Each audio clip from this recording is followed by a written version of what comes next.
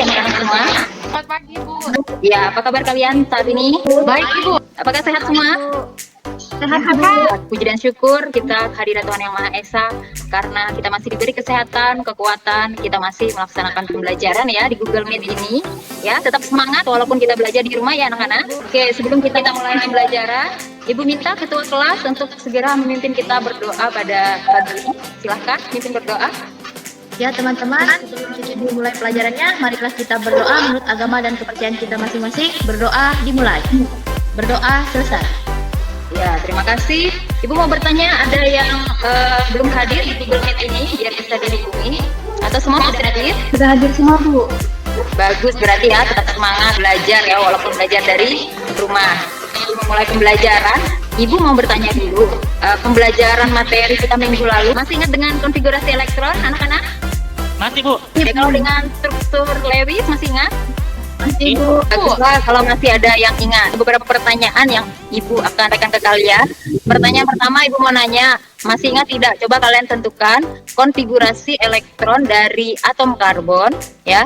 Dengan nomor atomnya 6, kalian tentukan konfigurasinya, elektron valensi dan struktur Lewis. Terus yang kedua, kalian tentukan konfigurasi dari atom oksigen. Lalu konfigurasi elektron valensi dan struktur Lewis. Kalau sudah bisa hidupkan kameranya. Saya, Ibu, untuk atom karbon. Ayo coba Priska bisa dibuka kameranya dulu. Ibu mau lihat hasil pekerjaannya. Ya silahkan Priska.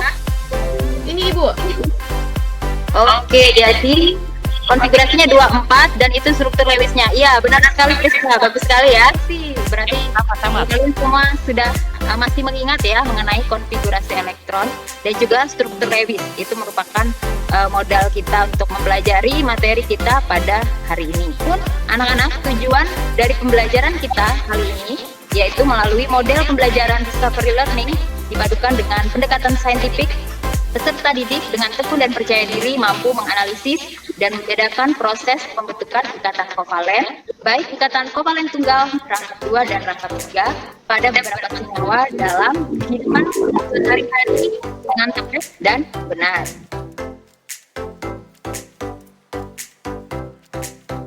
Jadi materi kita pada hari ini anak-anak kita akan membahas dari materi ikatan kimia dengan submateri ikatan kovalen tunggal, rangkap 2 dan rangkap 3. Kalau ditanyakan dari video yang sudah ditampilkan anak-anak, Berapa nomor atomnya ini, Bu? Saya coba nomor atomnya 9 ya. 9. Ya, berarti ikatan valensinya berapa? 7, Bu. 7. 27.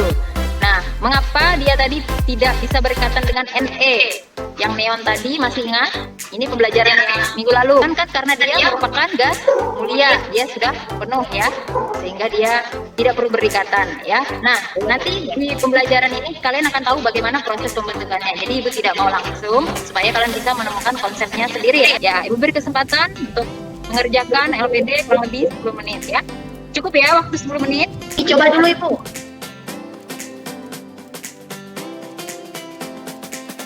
Ada yang sudah mau presentasikan hasil pekerjaannya yang di LKPD tadi, silahkan. Haidir, mewakili kelompok 1, nomor 1 dan 2. Tadi sudah mau presentasi ya? Ya, Iya. silahkan. Ini, Bu, jawaban ini Iya. untuk kelompok 1. Ini oh, saya lupa tulis, Bu, anunya.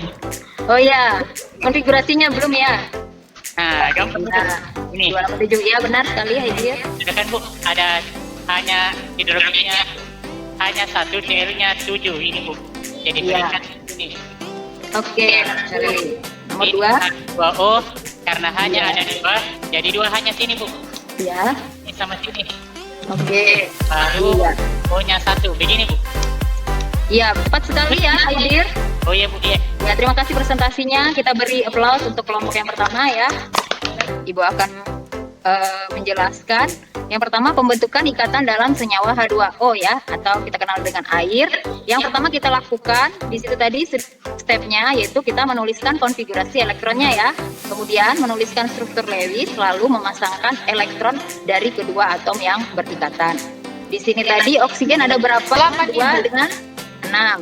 Hidrogen nomor atom 1, konfigurasinya 1. Ibu mau bertanya, oksigen elektron valensinya 6. Supaya stabil berarti dia memerlukan berapa, anak-anak? 2 Bu. Nah, jadi hidrogen bagaimana? Dia memerlukan berapa supaya stabil konfigurasinya? Perlu 1 Ibu. Ya, supaya membentuk apa? Duplet. Ya, benar sekali Riana, benar sekali ya. Nah, kemudian dari H ini memberikan 1 elektronnya dipakai bersama-sama. Jadi oksigen pun bisa 8 dan H pun dia menjadi 2 ya, jadi duplet ya. Bagaimana untuk H2O? Sudah mengerti anak-anak? Iya Bu. Ya, ini pembentukan molekulnya. Nah, ini tanda silang, ini anggapannya ini silang menunjukkan punya H tadi ya, yang dipakai bersama-sama. Ini dipakai bersama-sama. Sehingga O bisa stabil, dia 8, dan H pun bisa stabil 2. Dia bersama-sama 1 dari O, ya, dari oksigen. Oke, tadi ada yang bertanya pembentukan ikatan atom-atom dalam oksigen ya? Kan berapa nomor atomnya? 8 ya? Ibu. Ya, elektron valensinya ada 6. 6. Nah, oksigen ini supaya stabil dia perlu berapa? 2 Bu. Ya, jadi ini oksigen O2, jadi O dengan O, jadi perlu 2. Supaya 2 mereka bersama-sama menyumbangkan 2 elektron ya anak-anak. Ini sehingga stabil. Nah, karena 2 elektron atau 2 pasang ikatan ini, sehingga ini rangkap. Inilah yang membentuk ikatan kovalen rangkap 2 ya, karena masing-masing menyumbangkan 2 elektronnya. Jadi nanti bentuknya ya, ini membentuk bersama-sama 2 pasang, sehingga ini garis ini menunjukkan ikatannya, ada 2 rangkap 2 ya. Yang ketiga tadi pembentukan atom gas N2. Ada yang tahu nomor atomnya? Saya Bu. 7. Iya, berapa? 7 Bu.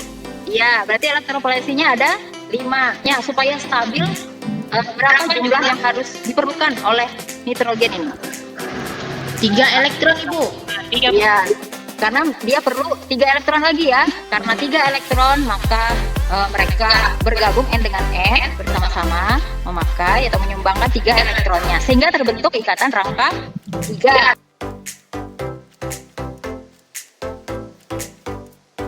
Silahkan kalau ada yang ingin memberikan kesimpulan. Saya Ibu. Ikatan kovalen adalah ikatan yang terjadi karena pemakaian pasangan elektron bersama-sama Ibu.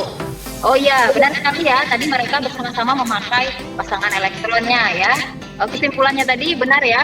Ikatan kovalen itu ikatan yang terjadi karena pemakaian pasangan elektron secara bersama oleh 2 atom non-logam yang berikatan.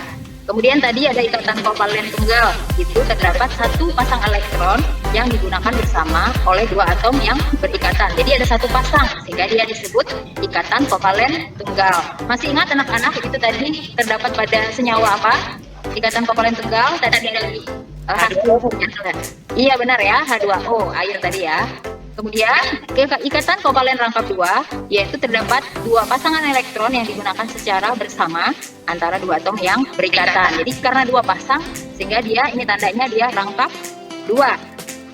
Itu pada apa tadi anak-anak? O2. Ya, nah pada O2.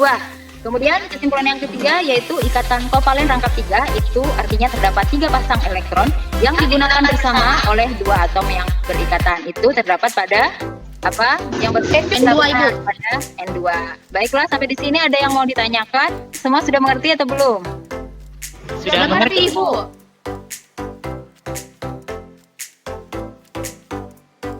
Sekarang kalian akan tugasnya di Google Form. Dan anak-anak sudah selesai? Sudah Ibu.